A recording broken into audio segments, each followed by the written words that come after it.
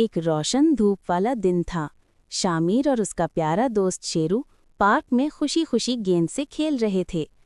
अचानक आसमान पर काले बादल छा गए और जोर की बारिश शुरू हो गई। शामिर ने कहा, शेरू जल्दी से उस बड़े दरख्त के नीचे आ जाओ। दरख्त के नीचे शामिर ने एक नन्ही सी चिड़िया देखी जो जमीन पर गिरी हुई थी। वो कांप रही थी और उड़ नहीं पा रही थी।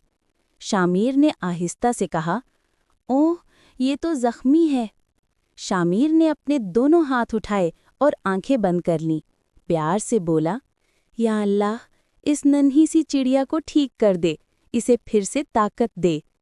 आहिस्ता आहिस्ता बारिश थम गई और सूरज की किरणें बादलों के पीछे से झलकने लगीं। चिड़िया ने अपने पर फड़फड़ाए और खुशी से उड़ गई। शामिर मुस्कुराया और बोला, देखा शेरू, जब हम दिल से दुआ मांगते हैं, अल्लाह ज़रूर सुनता है।